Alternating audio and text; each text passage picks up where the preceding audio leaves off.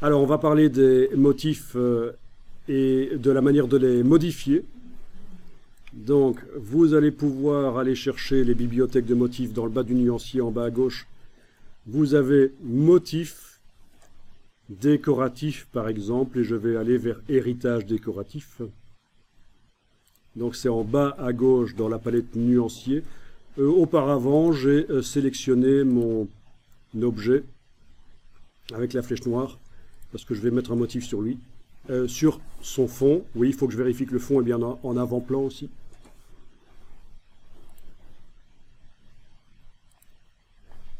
Voilà, donc les motifs héritage décoratif. Si vous n'avez pas des grandes vignettes, il faut le demander dans le menu de cette palette.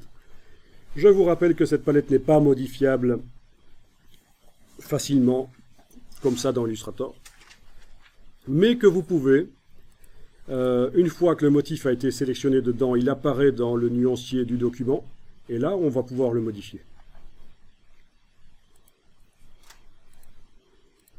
Mais ajouter des motifs dans cette palette-ci ou en retirer, c'est même pas possible. Voilà, vous testez différents motifs. Comme d'habitude, vous avez les petites flèches en bas qui vous permettent de passer à d'autres motifs.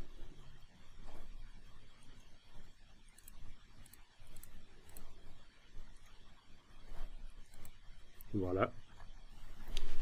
Vous avez appris comment modifier le motif dans sa forme.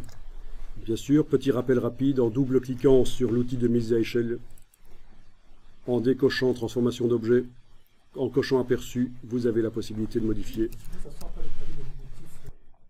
Donc, voilà, 200% par exemple. Vous remarquez que je n'ai pas dû aller vérifier dans la palette aspect que je travaillais sur ce fond-là, parce qu'en fait c'est un objet qui n'a qu'un fond et un contour. Il suffit que le fond soit à l'avant-plan dans la palette des outils, Illustrator sait bien que c'est ce motif-là que je veux mettre à échelle. Dans le cas d'un objet qui n'a qu'un seul fond, c'est facile. Donc double-clic sur l'outil de mise à échelle, modifier, tabulation chaque fois, et voilà. Et la rotation, même principe, avec l'outil rotation, et le repositionnement, même principe avec l'outil flèche noire. Quand on double-clique sur lui, on a vu ça tout à l'heure. Alors ce qui m'intéresse ici, c'est de faire des variantes du motif. Alors je vais vous demander d'appliquer un motif qui a quelques couleurs différentes qu'on va pouvoir modifier.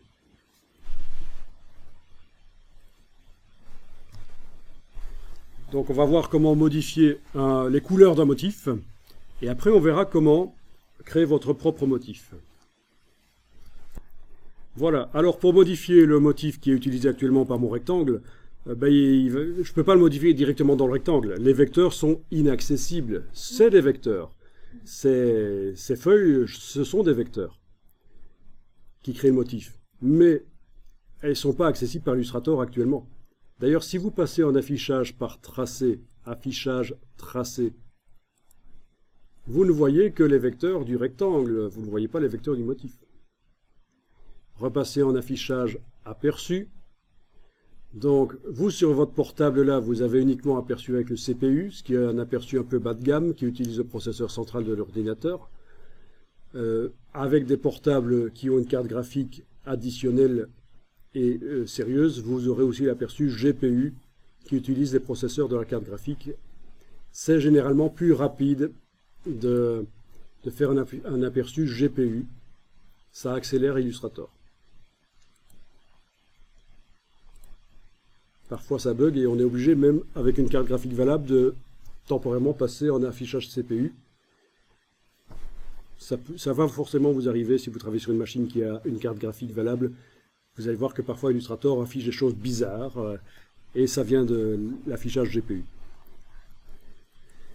Voilà, vous avez réaffiché le document en couleur. Bien. Pour modifier ce motif, je vais devoir le déplacer de la palette nuancier vers le plan de travail. Donc où est-il? Il est là. Voilà. Je le prends, cliquez, glisser vers le plan de travail et ce que je vois là, ce sont des vecteurs. Bon, déjà quand on survole, ça se voit qu'il y a des choses là, des vecteurs. Quand vous affichez en tracé, affichage tracé, vous voyez les vecteurs. Ok. Bon, celui-là, il est simple en fait. Je vais quand même en essayer un autre parce que celui-là est un peu trop simple. Il n'y a pas de recadrage en fait. Donc j'en essaye un autre.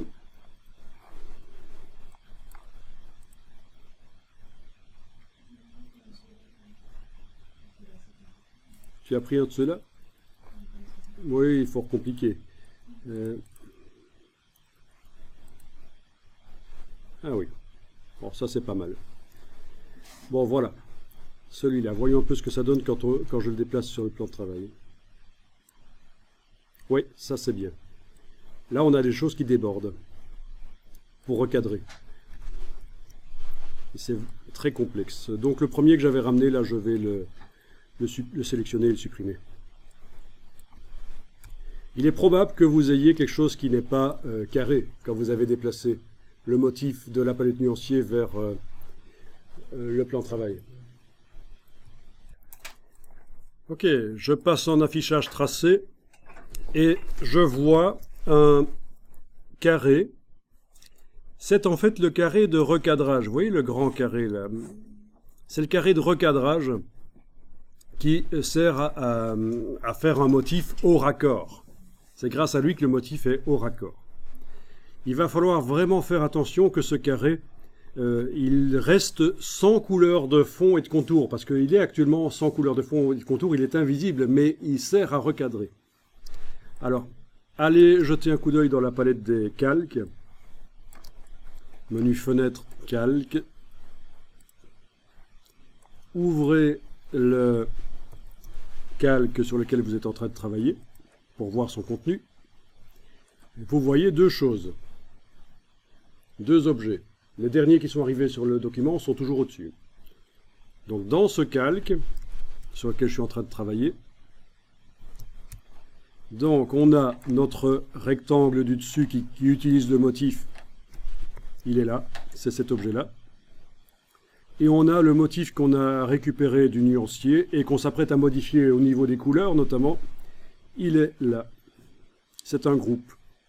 Si vous ouvrez le groupe, oui parce qu'on peut grouper les objets, on n'a pas encore vu mais on peut grouper les objets. Si vous ouvrez le groupe, vous voyez tout le contenu du groupe. Et tout en bas, l'objet qui est tout en bas, c'est notre rectangle qui n'a pas de couleur de fond et de contour, mais qui sert à recadrer en fait. Il sert à recadrer tous les éléments qui sont au-dessus. C'est grâce à lui que quand on multiplie le motif dans une forme, on ne voit pas les raccords. Donc faites bien attention, ce rectangle ne doit pas recevoir de la couleur dans les minutes qui vont suivre. Si je le sélectionne, et vous voyez au passage comment on fait pour sélectionner un objet quand on est dans la palette des calques, c'est avec la petite rondelle qui est là. Quand vous cliquez sur la petite rondelle qui est là, vous sélectionnez votre rectangle, on voit les points d'ancrage qui apparaissent, les carrés là, d'accord? Vous voyez dans la palette des outils qu'il n'a en effet pas de fond et pas de contour. D'accord? Donc faites bien attention à ça dans Illustrator, comme dans InDesign. Pour sélectionner un objet, ça ne se fait pas comme ça. Ça, c'est pas sélectionner un objet. Pour sélectionner un objet dans Illustrator InDesign, c'est par la petite cible ici. Voilà, vous voyez, quand on utilise les cibles, les objets se sélectionnent. Intéressant ça, hein? Gros piège de ceux qui se lancent dans Illustrator. Pour ceux qui se lancent dans Illustrator et qui sont habitués à Photoshop, ils ne comprennent pas comment ça se fait que dans la palette des calques, quand ils cliquent sur une vignette, l'objet ne se sélectionne pas. Et comment ça se fait que c'est un autre qui reste sélectionné là? Mais non, c'est par les cibles qu'on sélectionne dans la palette des calques. Ok, donc la palette des calques, j'en ai plus besoin. C'était juste pour vous montrer le rectangle qui est tout en dessous et qui n'a pas de couleur de fond et de contour. Voilà. Je repasse en affichage en aperçu. Et je vais modifier les couleurs du motif ici.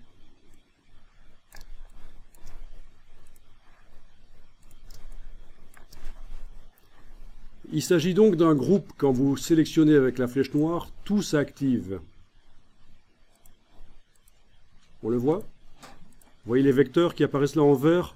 C'est un peu malvenu dans mon cas parce que mon motif est vert et les vecteurs sont verts. Je vais juste faire quelque chose ici que vous n'êtes pas obligé de faire. Je vais juste aller double-cliquer sur le calque pour que la couleur des vecteurs, qui ne s'imprime pas, c'est juste une aide dans Illustrator, la couleur des vecteurs, pour que la couleur des vecteurs soit autre chose que du vert. Voilà, je vais mettre en rouge par exemple. Ça veut dire que quand je clique, voilà, ça apparaît en rouge maintenant. Vous avez plein de possibilités. Voilà, en magenta par exemple. C'est juste la manière dont les vecteurs du calque s'affichent. Vous aurez la même chose dans InDesign. Donc vous avez remarqué, il s'agit d'un groupe, on l'a vu dans la palette de calque, ce que j'ai ramené de la palette nuancier, c'est un groupe. Quand je clique avec la flèche noire, tout se sélectionne. Je voudrais simplement sélectionner certaines des formes, donc je vais utiliser la flèche blanche. Je clique à côté de tout, rien n'est sélectionné, je clique sur une des formes, elle se sélectionne, mais pas les autres. Et les paramètres de cette forme, la couleur de fond et de contour, apparaissent là dans la palette des outils. À chaque fois. Quand je clique sur différentes formes, la palette des outils se met à jour.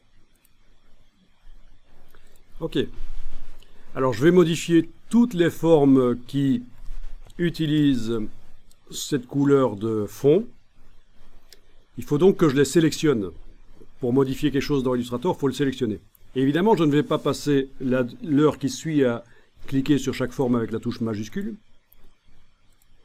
Je vais, au contraire, simplement cliquer sur la première et demander à Illustrator de sélectionner toutes les formes qui ont, sur ce calque-là, la même couleur de fond.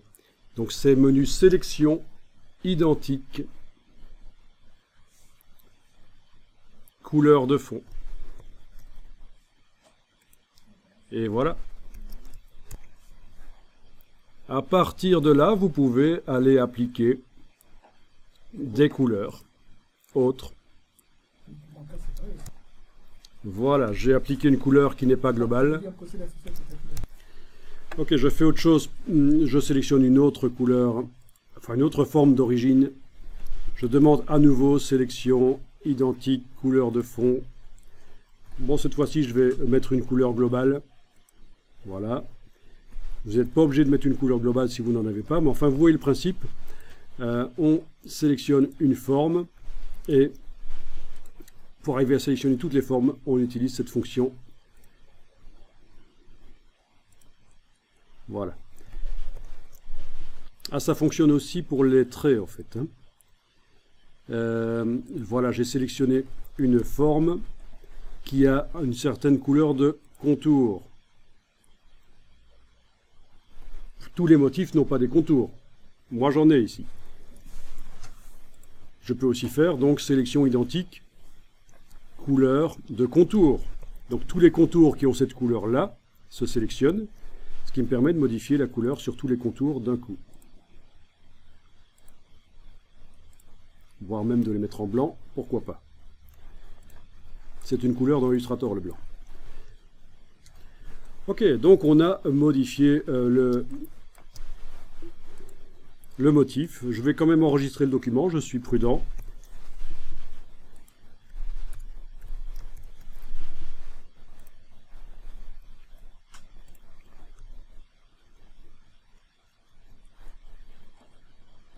Bon, il s'est ouvert dans Acrobat Reader, ça ne m'intéresse pas.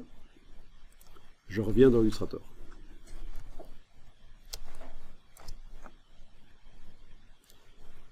Bon, eh bien, cette variante du motif, je vais la mettre dans le nuancier. Je le sélectionne l'entièreté avec la flèche noire. Et je déplace dans le nuancier. Et ça va s'ajouter à côté du motif original. Voilà, j'ai la variante qui s'est ajoutée. Et je peux l'utiliser sur n'importe quel objet. Alors surtout, ne cliquez pas sur lui tout de suite, parce que ce qui va se passer, c'est que vous allez appliquer, sur toutes les formes qui sont là, vous allez appliquer le motif. Comme ça. C'est pas bon, ça.